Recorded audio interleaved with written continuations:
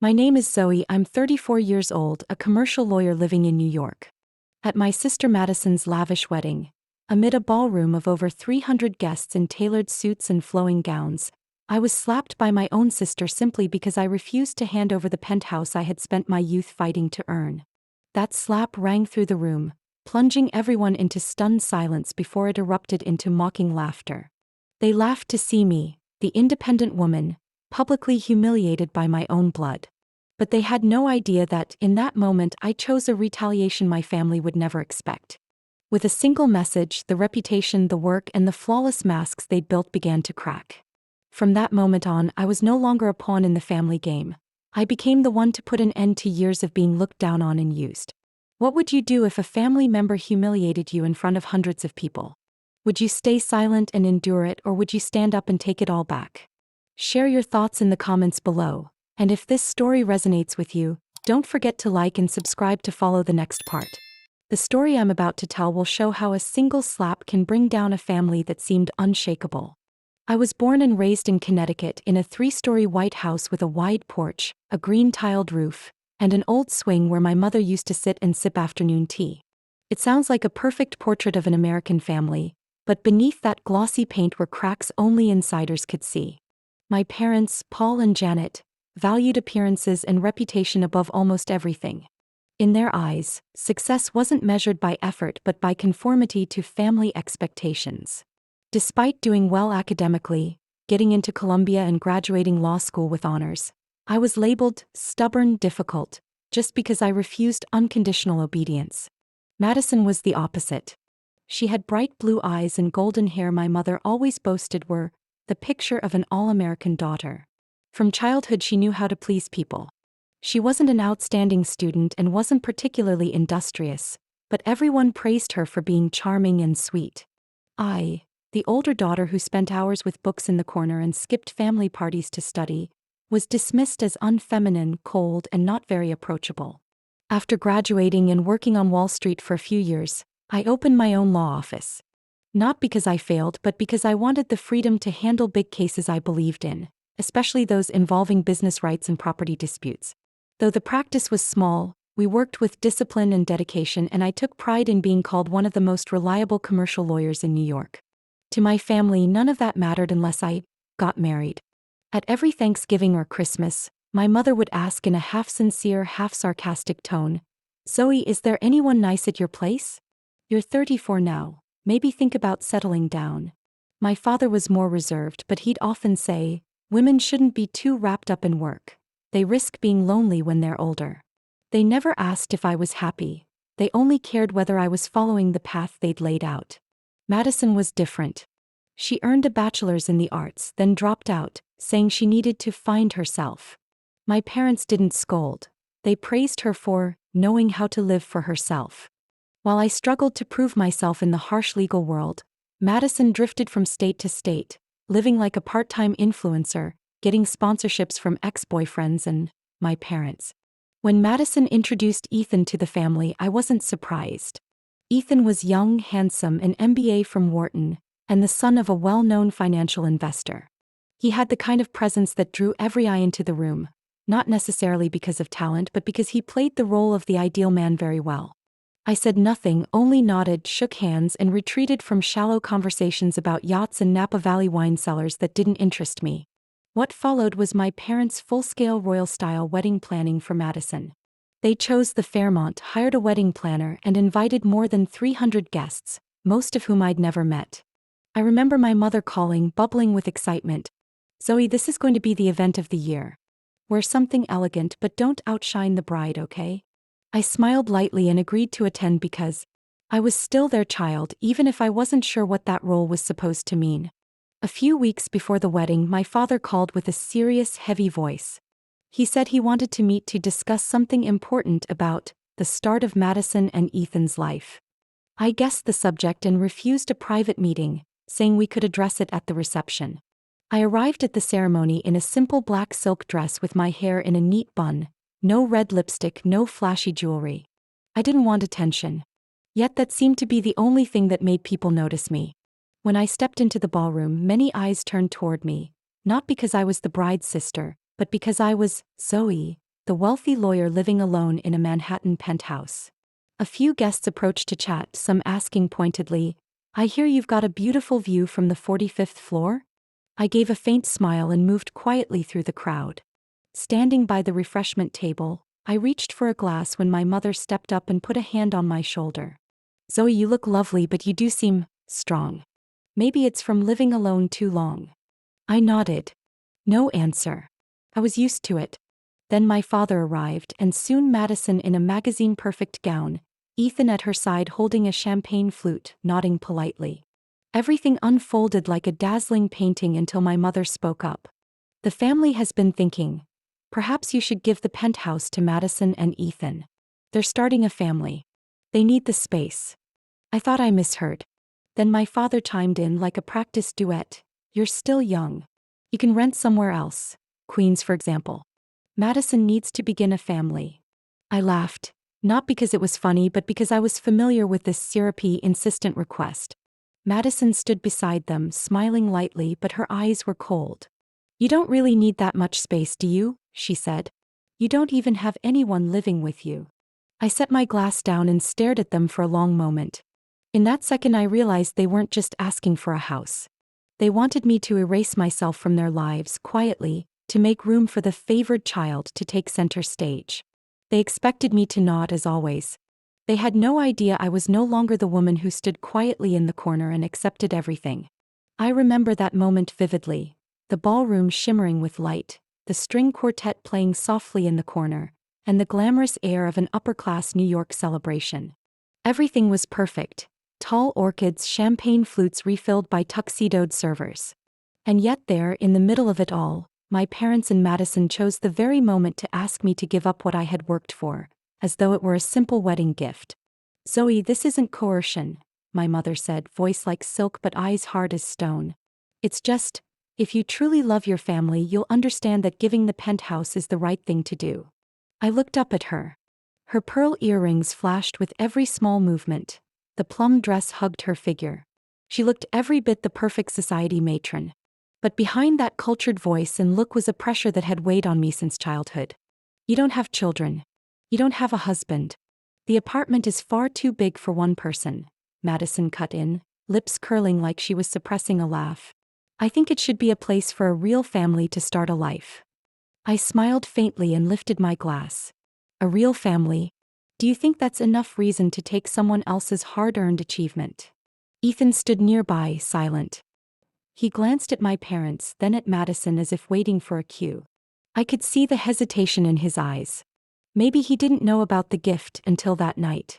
Or worse, maybe he did but lacked the courage to stop it. "Zoe, it's such a special occasion. Don't make things awkward," my father interjected, his voice low, trying to sound even. "We'll arrange another place for you. You won't be lacking for anything." I set my glass down. "You mean I'll be compensated with a studio somewhere in Queens? That's your definition of not lacking?" The atmosphere shifted. A few heads at the table glanced our way. Relatives, family friends, and some of my father's business contacts. People who had once asked me about my cases, now whispered and watched. I noticed Aunt Ruth frowned. Harold, an old friend of my father's, looked down at his glass as if pretending not to hear. But he was listening. Madison flagged a server for more champagne. "Don't make a big deal, Zoe. Why get so tense? Can't you see the family is trying to build a better future for me?" I turned to face her. "Your future is not my responsibility, Madison. What you're trying to build is on the backs and blood of other people. It's just a house. Why does she have to make it such a big issue?" Madison raised her voice, and at that moment a few suppressed shoo-s rippled through the tables. "It's not just a house," I said slowly and calmly. "It's where I spent 6 years, 2 cases that each lasted nearly 10 months, and over 3,000 hours of work to own it." My mother's lips tightened. "You don't need to list that in front of guests." I looked straight at her. "And yet you find it acceptable to publicly demand I give it up?" Madison's face hardened, losing the charm it usually wore. "You always act like the world owes you. The truth is you're just a lonely woman holding on to a place you don't need." My throat burned, not because of the words, but because they echoed a familiar violation from people who should have been my safe harbor. "Yes. I live alone. That's precisely why I need a place I can feel secure. I inhaled, steady. A place where I won't have my family seize it when they see an opportunity. Ethan sipped his drink, clearly avoiding my gaze. Madison rose from her seat, the gown sweeping the marble floor. She braced her hands on the table and snapped. You always think you're the best. But the truth is no one loves you, no one wants you, and now you clutch that penthouse like it's the only thing that proves your worth. I stood up, not out of offense but because it was time to end this charade. No, I said as the ballroom fell silent. I keep it because it's the one thing I can protect with my own hands against a family that's always treated me like an outsider. The air thickened. The quartet stopped mid-phrase. Then in an instant Madison's hand rose. The slap landed across my left cheek with a dry, shattering sound as if glass had broken. I tilted my head, said nothing. The room froze. A few murmurs, small exclamations, and the chandelier's sparkle reflected in untouched glasses. I turned slowly. Madison's hand trembled. Yet her lips were curved in a triumphant smile. My mother clapped a hand to her mouth. My father furrowed his brow. Ethan took a half step back. I touched my cheek, then bent to take my phone from my leather clutch. I typed a few lines, the screen glowed. Without a word, I hit send. What did you just do? Madison asked, voice edged with panic. I looked up, calm as if no slap had occurred. Just a message to those who should know the truth. The slap echoed through the marble ballroom, breaking the tense silence.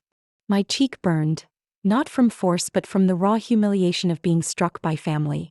For a beat I swayed but steadied without leaning on the table. Champagne flutes trembled slightly with the aftershock. Silence lasted less than 3 seconds before a burst of giggles erupted at a nearby table. A group of Madison's friends in mint satin covered their mouths and whispered, some snapping photos as if delighted to capture a dramatic wedding moment. I didn't look at them. I didn't turn to my mother, who kept a blank expression as if the slap were understandable. My father sighed but didn't step forward. He only raised an eyebrow as if reminding me to behave. Madison stood in front of me, her hand still trembling slightly, but her mouth curled in a triumphant smile. You need to learn humility, Zoe, she said as if lecturing. You've lived in your little bubble of success for too long.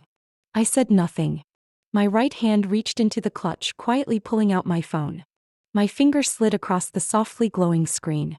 I opened a chat group called Milestones, a private group of close friends, a few longtime colleagues, a reporter I'd worked with, and several people from the legal circles I often saw at conferences. None of them were at the wedding tonight, but all had witnessed how I'd been dismissed, labeled standoffish, overly ambitious, simply because I refused to play the background role for anyone. I typed a short message and attached the video that a guest, whom I'd spotted live streaming, had just captured. My sister just slapped me in public for refusing to give her and her new husband my penthouse. My parents watched and said nothing. 300 guests applauded and laughed. Maybe it's time the truth had a place. I hit send. A small notification popped up. Sent. What did you just do? Madison asked, her voice turning icy. You think you're the only one who knows how to use social media? I looked up and stared her in the eye. You think you can do whatever you want, then go back to your white dress, cake, and soft music? It doesn't work that way. Zoe, my mother suddenly stepped forward, whispering urgently. Stop this right now. This is my daughter's wedding, not a battlefield. I didn't create a battlefield, I replied softly. I'm simply not going to keep playing the victim. My father looked around, bewildered. The guests began to murmur. Someone was live streaming the incident. I noticed a phone at the press table in the corner turn toward us and start filming.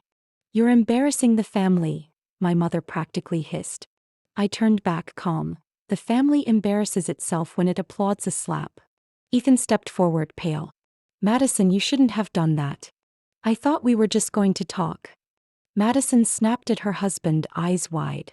Are you defending her? She humiliated me in front of everyone. Ethan seemed about to say something, then fell silent.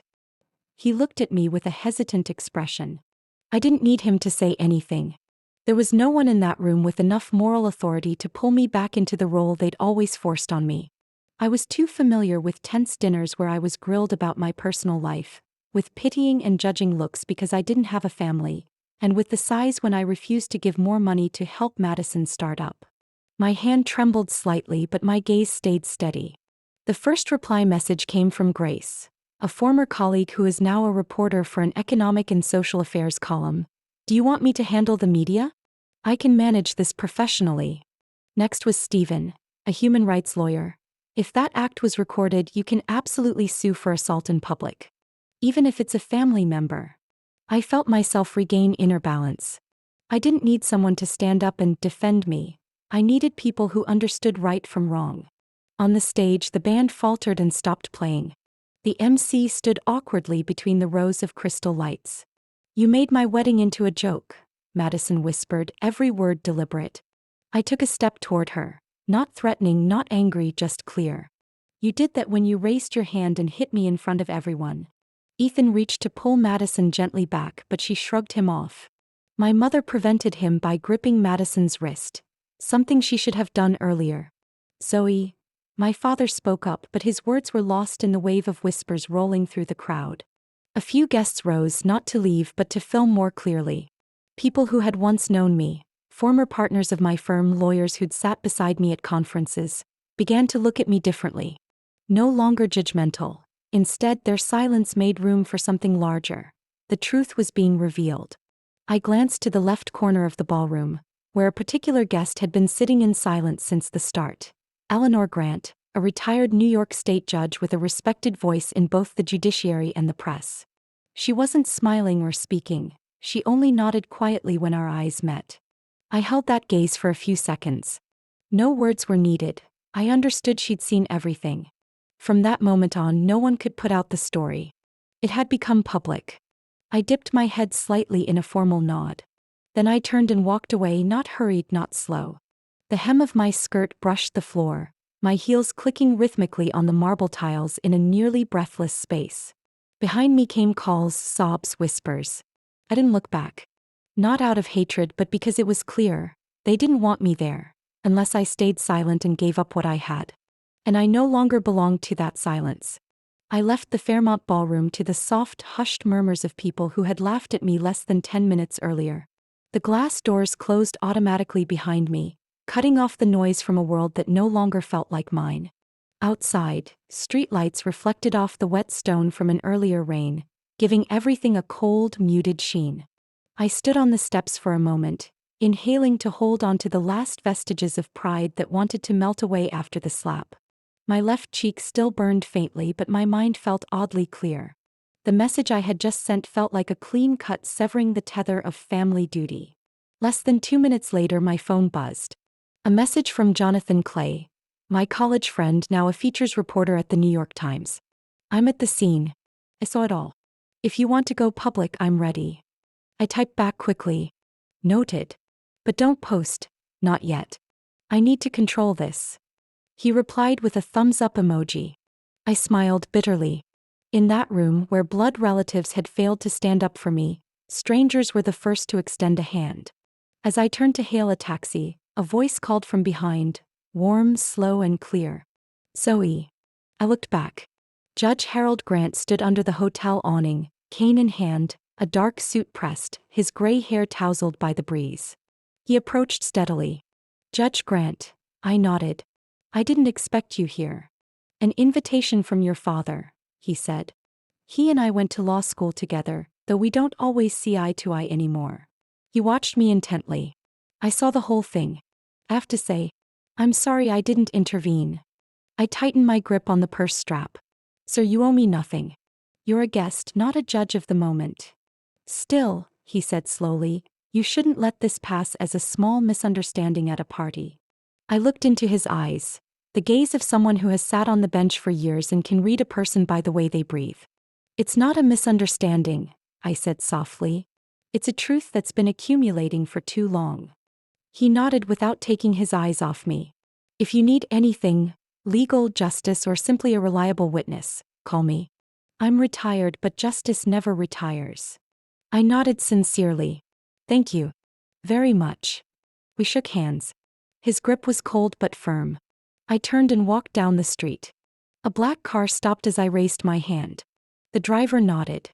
I climbed in and sat quietly watching people still streaming into the hotel. About 30 minutes later, I was back at my penthouse on the 45th floor, looking down over Central Park. City lights poured through the large windows, spreading out like a golden carpet. I slipped off my shoes, let my hair down, and washed my face. In the mirror, a faint red mark showed on my cheek. I didn't hide it. No cream, no covering up. Tonight I had nothing to hide. My phone wouldn't stop buzzing. I turned it to silent and sat by the window with my laptop. More than 40 emails, nearly 70 messages. A few names made me pause. The legal community's internal feed had updated within 20 minutes of the video leaking on Instagram. A short clip, less than a minute, clearly showed Madison slapping me with her line quoted, "You've lived too long in your little bubble of success." Under the clip, the account La Gossiperie wrote, "When family challenges justice, Zoe Cunningham, the respected commercial lawyer, was attacked by her sister at a wedding. Is there any fairness in a family?" I didn't want this to become internet fodder. But I also understood that the narrative was no longer solely in my control.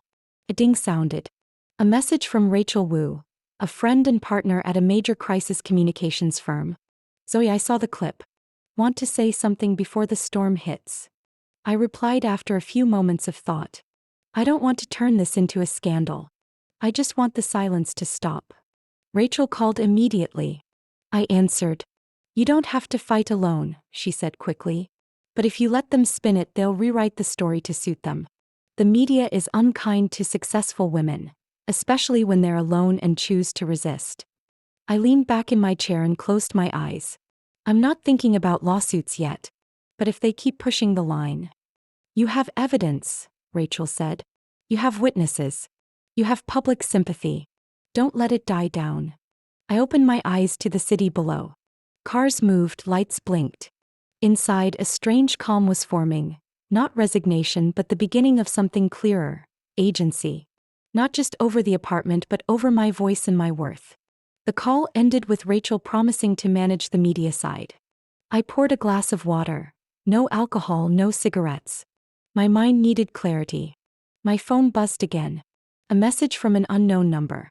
"Hello, MS. Zoe. I'm Amanda Torres, a reputation lawyer. Your case is being followed by several legal groups. If you need counsel, I can offer pro bono advice." I typed back briefly. "Thank you. I'll consider it if necessary." I set the phone down and returned to the living room. Every wall, every light, every corner in this apartment was the product of years I hadn't allowed myself to let go. And they wanted me to give it away as a wedding present? I sat on the sofa and opened my laptop. An article on The Atlantic was trending. "When Success is Punished, Family, Women, and the Right to Refuse Sacrifice." I read it all. The more I read, the clearer it became. Tonight's slap wasn't merely a confrontation with my family. It had ignited a broader discussion about the right to hold on to what you've earned, even when those asking for it are the ones you love most. The next morning I woke earlier than usual, despite having set my phone to full silence. Pale light filtered through the white curtains in my bedroom, washing the ceiling like a gentle reminder of what had happened not even 10 hours earlier. I sat up, feet touching the cool wood floor, feeling oddly lighter, as if an invisible burden had been lifted after years of carrying it. On the kitchen counter, my phone lay still, waiting for me to touch it. I opened it and the notifications hit me all at once. More than 300 messages. Email volume up 4 times a normal morning. A post from a Manhattan social highlights Instagram account was trending. Bridesmaid drama or domestic power play? Attached was a short clip under 20 seconds. Madison's slap, my wordless reaction, and the moment I picked up my phone to text, all under the glittering crystal lights. I didn't post anything on my own social channels, but the witnesses did not stay silent. The hashtags #wedding-slap and #spoiled-bride filled Twitter and Instagram. Some called it the most humiliating scene among the city's elite this wedding season, while others dug deeper, discussing feminism, justice, and the pressure that can come from the people closest to you.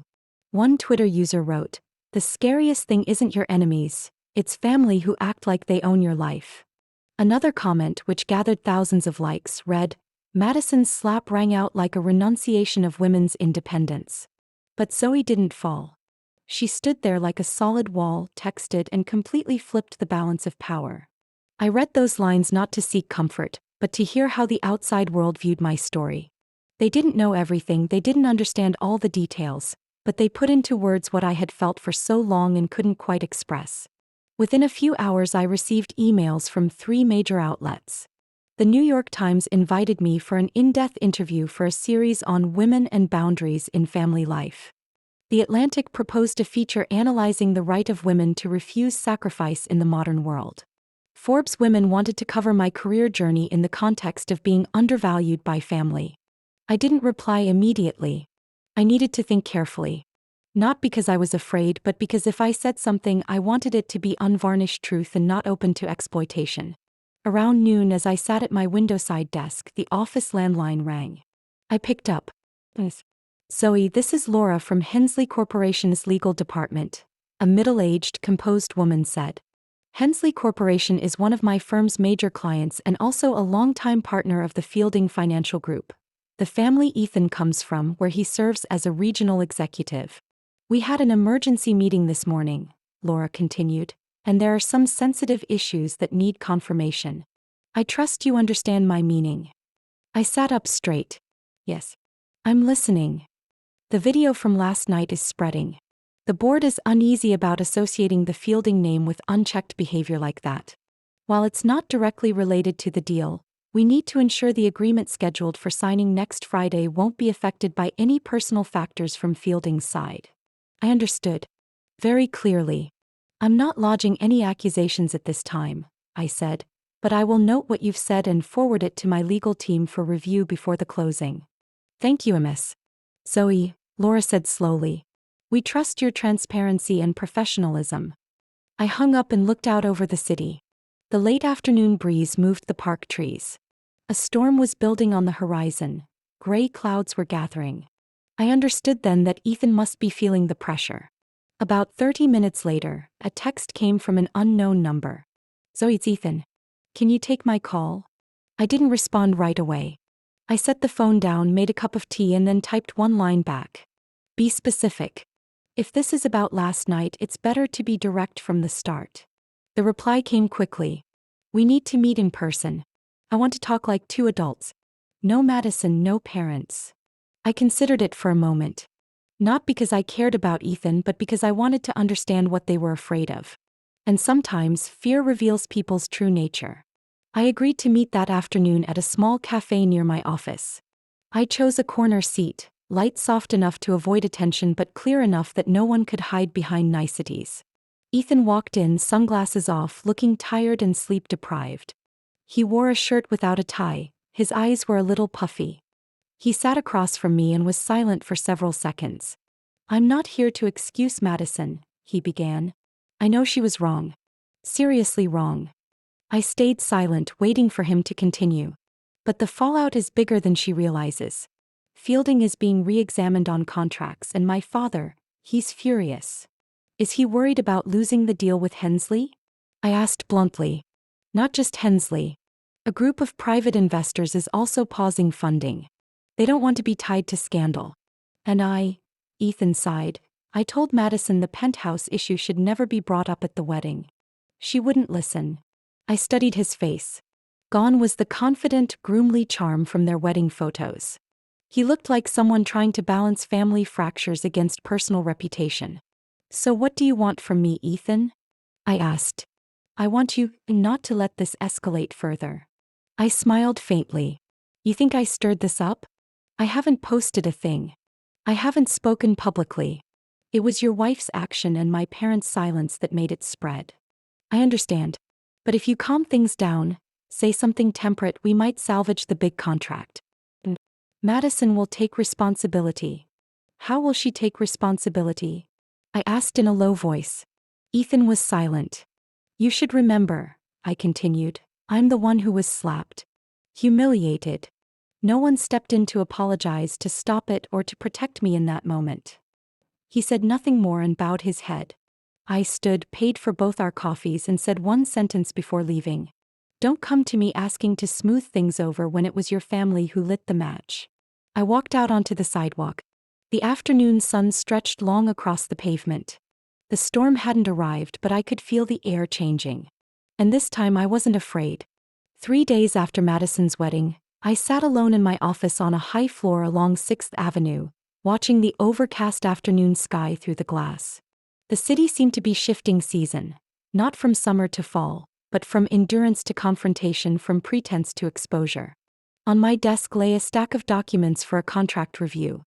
Hensley Corporation had requested an independent audit on a deal worth $38 million with the Fielding Group, the very company where Ethan held an executive role. Seeing the company name printed on the file made my stomach tighten with a strange, familiar feeling. 4 years earlier, when I worked at a major Wall Street law firm, I was assigned to review similar contracts. In an internal memo back then, I had flagged a suspicious clause tied to a small Delaware subsidiary, money transfers with unclear trails. When I raised the point, my team leader brushed it off. "Not our problem, Zoe. If the client doesn't question it, don't rock the boat." I left that project. It was partly why I eventually left the big firm to start my own practice. I couldn't stay where I was asked to turn a blind eye. Now everything had come full circle like an inescapable loop. A message from Laura at Hensley came in at 10 a.m. "Zoe, our internal audit team has opened an investigation. We want to know more about the connection between that unusual clause and Ethan Fielding. If you have documents, please share what you can within legal boundaries." I sent back the old notes and a written confirmation. No malice, no personal agenda, just the right action to take. By midday, Ethan Fielding's name was appearing on the financial news wires. Bloomberg referenced an urgent audit action by a major partner, while CNBC quoted an analyst saying, "Family-run businesses should begin to professionalize instead of relying on inherited reputations." That afternoon, a PR contact texted me. "Madison has been let go. Not public yet, but internally it's done. Behavior unfit for public roles." I read the message with no satisfaction, no schadenfreude, just an emptiness, like watching a crack widen in a glass pane from its center. Madison had worked at an upscale communications firm in Soho, spending most of her time running image campaigns for artists and luxury fashion brands. She had taste, charm, and a knack for keeping a polished front at networking events. But image is fragile. A short clip and a few eyewitness accounts were enough to collapse a veneer built of flowers, champagne, and expertly edited photos. On the PR Industry Forum, an article popped up. "Why public-facing employees must understand their personal conduct is never solely private." Beneath it, dozens of comments linked to the slap clip and quoted Madison's line, "You've lived in your little bubble of success for too long." The more I read, the more the truth I'd avoided came into focus. Boundaries in family, once crossed and not reset, destroy both the victim and the one accustomed to being indulged. By the weekend, I received a call from Sylvia, my mother's old friend and a voice among the society wives on the Upper East Side. "Zoe," she said softly but plainly, "I'm not taking sides. But you should know, your mother was removed from the membership list in the recent review." I closed my eyes and stayed silent. They said they don't want the club's name linked to family scandals, especially once it becomes a media focus. "I understand," I replied. "Thank you for calling." After I hung up, I went out to the balcony and watched cars drift under the yellow glow of the evening. In my head, the wedding replayed. Madison slapping me, my parents doing nothing, the crowd's laughter, the cold silence that followed. Now the cost of that silence was becoming clear. My father, the man who once boasted he was present at every table of power, had been quietly removed from the honorary board of 3 charitable foundations. No public denouncements, no dramatic cutoffs. They simply stopped inviting him. My mother, who used to host afternoon teas for wealthy friends, was excluded from the guest list for a major fashion event organized by her closest confidant. I didn't feel triumphant. I didn't feel pity. I only thought of one thing. Had any one of them stood up for what was right that night, spoken stop, everything might have been different. I don't wish for their downfall. I only wish they had chosen what was right. My phone buzzed. A message from Madison's number. "Zoe, I need to talk. Please." I didn't rush to reply. I stood there, one hand resting lightly on the balcony railing as the evening breeze blew across my palm, cold and clear. I needed time.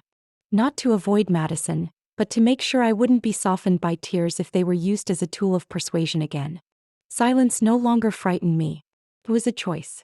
And sometimes that choice is how I preserve the last measure of respect for myself. That night, while I was straightening papers in my office, the intercom in the lobby buzzed.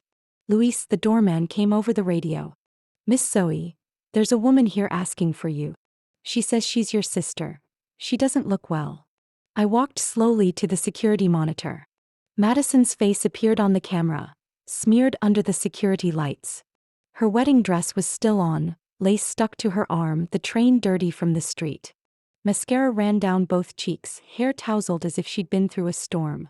I didn't react for a few seconds. My mind went blank, not from shock but because I no longer expected to see Madison looking vulnerable like that. "Did she say anything?" I asked Luis. "I need to talk to my sister. Please don't turn me away." I was silent a moment. Then I pressed the release. About 5 minutes later there was a soft knock at my door. Not frantic, not dramatic. Just a gentle sound from someone who knew they had little chance to be welcomed. I opened the door. Madison stood there, no pride, no hard stare. Her eyes were red, lashes curved, makeup half gone, her face pale. "Can I come in?" Her voice trembled like someone with a fever. I stepped aside and let her in. No one spoke. I led her to the living room where a warm yellow light spilled from the dim chandelier. She sat on the edge of the couch, fingers clenched together, shoulders shaking. I stayed standing, keeping distance, as if intuition told me that getting too close might make whatever mask remained fall completely away. "I have nowhere else to go," Madison said. "Mom and Dad have turned off their phones. Ethan called me a burden. He said I ruined both families' reputations." I said nothing. She went on. "They froze my credit cards. When I went back to Ethan's old apartment, the manager wouldn't let me in. He cleared out my things. Not a word." I sat down opposite her, hands clasped. "So you came to me now?" Madison nodded, lips trembling. "I don't know who else to go to. I was wrong, Zoe. I shouldn't have done that at the wedding. I shouldn't have slapped you. I shouldn't have said those things. I was angry. Because you have everything and I don't." I leaned back and looked her in the eye. "No," I said slowly, each word heavy. "You're angry not because I have everything. You're angry because I wouldn't let you take what I have." Madison stared, tears falling down her face. "You were always the favored one," I continued. "Since we were kids, Mom favored you. When you broke something, I got scolded. When you skipped school, Dad said I didn't care for you enough. And when I earned a scholarship to Yale, Mom called me selfish for not staying nearby to help watch you." I inhaled, steadying myself as the memories surged like floodwater. "I worked 3 jobs at once to pay tuition, and you got a new car at 19 because you needed inspiration to find your path. When I started my firm, nobody called to check on me. But the week I bought this apartment, all 3 of them were there the next week asking, 'How long do you plan to live by yourself?'" Madison covered her face, voice breaking. "I didn't see it. I never noticed." "No, you saw it," I replied. "You just chose to ignore it. Because to you I wasn't your sister. I was a walking wallet." She lifted her head, tears glistening on her chin. "That's not true." I looked at her without blame or anger. Just the look of someone who had endured too much. "Madison, you can apologize. You can cry. You can tell me everything that's happened since the wedding. But you can't come back and ask for my forgiveness just because you're desperate." The room was quiet. I could hear my heart beat, not from anger but from a numbness that had grown over time. Forgiveness is not a get-out-of-jail card for someone who just lost everything. Forgiveness is a process. And you haven't begun it. Madison was silent a long time. Then she whispered, "I'm leaving New York." I was surprised. "Where to?" "There's a friend in Colorado. They work in sustainable agriculture. I don't know much, but they said I could start over. I don't want to keep living the cycle of parties, dresses, social media. I'm exhausted." I nodded. No protest, no good luck wishes. I said one sentence. "You should go." Madison stood and walked slowly to the door. Before she left, she turned. "One day, I learned to be a decent person. Would you be willing to see me again?" I didn't answer right away. I looked at her, then out the window where city lights still blinked steadily. "I won't promise," I said. but I'm not closing the door." She nodded softly. She opened the door and walked out, her small figure disappearing down the long hallway. The door closed behind her without a sound. I stood motionless a while, then went back to my desk where the lamp was still on, papers open, and life, although scarred, kept moving.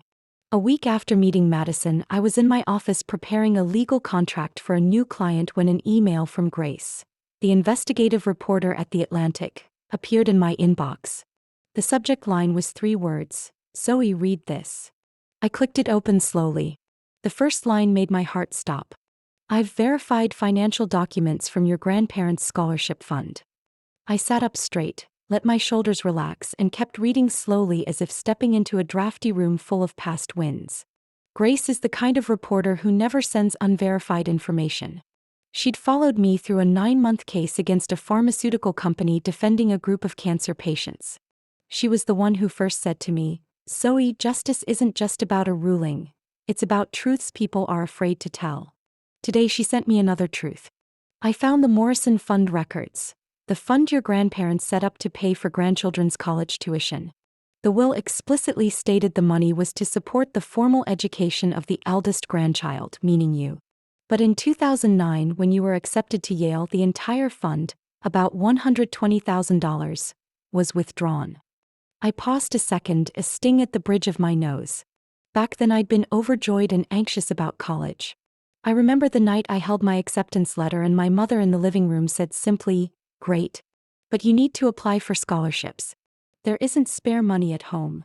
I never questioned it. I assumed costs, care for grandparents, household bills, were being paid. I applied for partial scholarships, took student loans, and worked through 4 years of college. Yet that money had been withdrawn without explanation. I read on.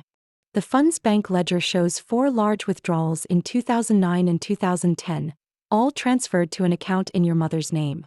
The listed expenses are explicit: driving lessons, a European trip, a deposit on a Mini Cooper, summer art school tuition in Florence, all in Madison's name. I sagged into my chair. My breath felt thin. The sense of betrayal wasn't from a single act but from a system that drained trust year by year under the guise of family. Grace continued, "I'm sorry to dig into private matters like this. But if you want the truth public, I can send all the evidence." Another source confirmed your parents told neighbors, "Zoe can take care of herself. Madison needs to live fully to find inspiration." A chill ran down my spine. I read that line 3 times, "Zoe can take care of herself." Maybe that phrase best described those years I struggled without anyone asking if I was okay. No one handed me a cloth when I had a fever. No one visited my dorm when I was barely affording textbooks. No one. Because in their eyes I could take care of myself. I hit print. The first page fed into the tray as I heard high heels click faintly in the hallway. Jenna, my assistant, poked her head in. "Zoe, you should check Twitter." I opened my phone. 2 new hashtags were trending in the New York area. #JusticeForZoe and #scholarship theft. One user wrote, "Zoe's family didn't just slap her in public. They stole the educational opportunity her grandparents set aside for her. If that's not familial financial abuse, what is?" Another account shared The Atlantic's investigative piece with the caption, "Zoe's story proves success doesn't protect you from being exploited, especially by family." Outrage spread like wildfire. Hundreds called Madison, the favored child living off her sister's money, my mother sweet with strangers, cruel to her own child, and my father the silent father, an accomplice to wrongdoing. Someone found photos of Madison's new apartment purchased in 2012. Apparently the down payment came from that fund. A personal finance analysis account listed expenses Madison flaunted on Instagram and matched them to the withdrawal dates. Everything lined up. I didn't post anything. I didn't need to push the narrative further. The truth had risen and was on the side of what needed protecting. That afternoon, an old family attorney, Mr. Preston, who'd handled my father's estate affairs, called.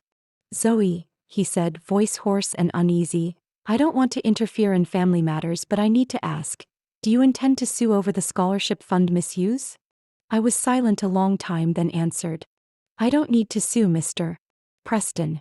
I just want people to know who lived off whose labor." He sighed. "So what will you do?" Up to them. Those who prefer silence I'll leave be. Those who want to speak I won't back down from.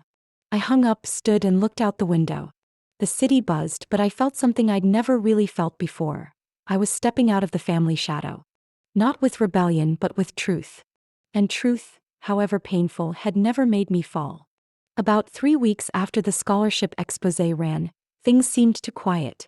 News cycles moved on to another political scandal. I didn't seek quiet, but I didn't stop it either. It gave me space to return to the office each morning, focus on active cases, mentor young lawyers and take weekend walks in the park. My life settled back into a rhythm. No drama, no noise and no covering for a family in collapse. But not all was predictable. On a Thursday afternoon in the office lounge, Jenna came in with a complicated look. "Zoe," she said, lowering her voice. "Ethan Fielding is waiting in the lobby." I set my tea down. "Does he have an appointment?" "No. But he said, it's something private and important." I paused. I had expected that after our cafe conversation he'd understand the door between us was closed. Yet here he was at my workplace in broad daylight. "Give him 5 minutes," I said. "If after 5 minutes I don't want to continue, use some internal excuse." Jenna nodded and slipped away. Less than a minute later Ethan entered. Still wearing a composed demeanor, his light gray jacket fit him well and his hair was neatly trimmed. But his face betrayed stress, the hollows under his eyes dark from long nights without sleep. I didn't offer him a seat. He understood and remained standing across from me in the room that smelled faintly of Earl Grey tea. "Zoe," he began, I don't want to bother you. But there are a few things I need to say. And I can only say them in person." I crossed my arms. "Be brief." Ethan took a deep breath. "Madison has left the city.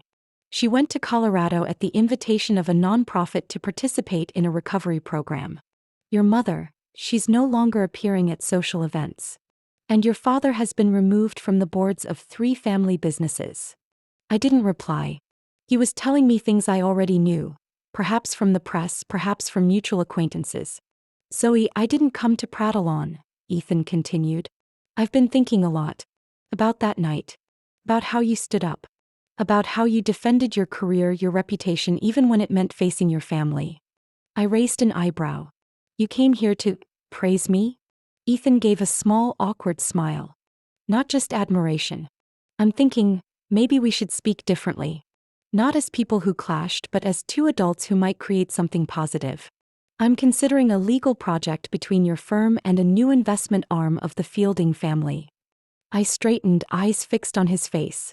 "You're proposing I do business with a corporation whose family once plotted to seize my assets, while your ex-wife slapped me in the middle of a wedding ballroom?" Ethan took a step back and raised a hand as if to soothe. "I know it sounds odd. But I'm not representing them anymore. After the old contract was suspended, I split from the parent firm. I'm restructuring in a different direction. More transparency, more independence. I need someone like you." I gave a light, cold laugh. "Do you need me, or do you need my prestige to erase the stain your family left behind?" Ethan was silent. "1 second. Then "I need an uncompromising partner," he said quietly. "I'm not looking for pity." I stepped closer, my gaze never leaving his. "You chose to stay silent that night. When I was slapped, humiliated, turned into a joke in front of 300 people, you stood there next to your wife and said nothing. You only spoke up once you realized judges and reporters were in the room. You acted not out of right and wrong but because you saw a risk to a contract." Ethan bowed his head, offering no denial. I continued, each word hard in the quiet room. "You may be smart, but you are not someone I trust. I don't do business with people who choose power over decency." He looked up at me. "No more excuses, no more evasions." I tilted my head toward the door. 5 minutes are up." Ethan nodded lightly and turned to leave, his steps heavy. When the door closed behind him, I stood still and took a deep breath. I didn't feel triumphant. Only relief. Relief knowing I had the strength to refuse an opportunity wrapped in silk but rotten inside. Relief that I no longer blindly sought validation from people who never put moral value first. I returned to my desk and opened a client file about a woman being coerced by her husband into selling her company shares in a divorce. Under the warm yellow lamp, I saw my reflection on the laptop screen. Not glamorous, not sharp like an ad, but clear and unbowed before any power built on others' suffering. 6 months passed since that stormy wedding, and my family was swept up in public scrutiny and scandal. New York carried on its hectic rhythm. Cars still clogged Park Avenue at rush hour, horns still drowned out greetings at intersections. But inside me things were quieter than they had ever been. The penthouse I had defended with stubborn pride and tears no longer felt like a fortress. I converted 2 of the extra rooms, one into a library and a private office where I could write, prepare briefs, or simply watch the city through floor-to-ceiling windows. The other became a cozy sitting room where close friends could stay when they needed a safe place in the vastness of Manhattan. Riley, my friend who works as a state prosecutor, drops by on weekends with pastries from a tiny bakery she discovered in Brooklyn. Late at night we drink tea and trade stories about life and people. Nobody brings up the wedding slap much anymore, nor the headlines that once swamped social feeds. The events have receded but not vanished. They rest like an old, unread book on a shelf, never to be opened lightly but impossible to toss away. News about Madison and my parents gradually faded from the papers. No one invited them anymore to charity galas, annual balls, or the stylish brunches on the Upper East Side. They weren't indicted in court, but the social world they once leaned on to confirm their worth had quietly shut its doors. Madison sent a short email after Ethan filed for divorce. Not long-winded, not pleading, just a few lines. I'm learning how to live without applause. It was scary at first. But I've realized I've been living in my own shadow too long. I won't write more or bother you. But I want to say thank you, not because you forgave me but because you dared to cut ties. I didn't answer. Not because I remained angry but because some things once seen clearly don't need repeating. My only response to her is silence, not indifference but release. As for Ethan, I heard little after our last meeting. Rumor was he moved his office to the West Side, away from the old Fielding network. Some investors whispered he was trying to start over, but I didn't care. People can change names, seats, companies. What's inside eventually shows itself under pressure. I watched him remain silent when speech was needed, and that alone told me we had nothing in common. My apartment took on a life of its own. The wall art came from small galleries rather than famous brands. The leather sofa I had once chosen for status was replaced with soft fabric chairs that invited hours of reading. The kitchen was remodeled to be actually used, not just staged. No one asked anymore why I needed 3 bedrooms. Every corner had a purpose. One afternoon I was in the living room reading a draft for a Queens real estate case when Luis, the building doorman, buzzed me on the intercom. Miss Zoe, someone dropped flowers by today. They left no name, only said, the one who used to sleep in the upstairs parlor. I smiled softly. Probably Liza, an old colleague who stayed on my couch for 2 weeks during her divorce and later moved back to Brooklyn with her son. She still texts, "Your penthouse saved me." I looked at the bouquet on my table, sprigs of dried lavender, a few olive branches and white asters. Unpretentious, not showy but fragrant and layered. I opened my notebook and wrote a few lines for an upcoming talk on personal boundaries in family relationships. I would cover the legal aspects, of course, but I would also touch on my personal journey. No names, no intimate details. Only this. There are acts of resistance that don't need to scream. There are vindications that require no blade. The most devastating way to confront injustice isn't to destroy another person but to rise, live rightly and live fully. Those who used you as a tool cannot bear the moment you cut the strings. I closed the notebook and shut my eyes for a few seconds. In that quiet I was no longer the child left at the dinner table, no longer the older sister who gave up everything so the younger could be the strong one. I am a free woman. Freedom is not something you beg for. Something you choose, keep and never hand back to anyone, no matter what name they wear, even if that name is family. What do you think of everything that happened? Could you forgive if you were in my position? Have you ever felt used by the people closest to you and forced to stay silent in the name of family? I share this story not to elicit pity or cultivate resentment, but so those who have been hurt in silence may find their own voice. Sometimes what we need isn't an apology, but a truth revealed and a door firmly closed. Thank you for listening to my journey all the way to the end. If you see yourself reflected in this story, please leave your thoughts below. I want to read honest sharing from you. And if you care about true stories of family, honor, and courage within the most complicated relationships, subscribe to the channel. We'll meet again in other slices of life, where every wound can become strength if we have the courage to face it.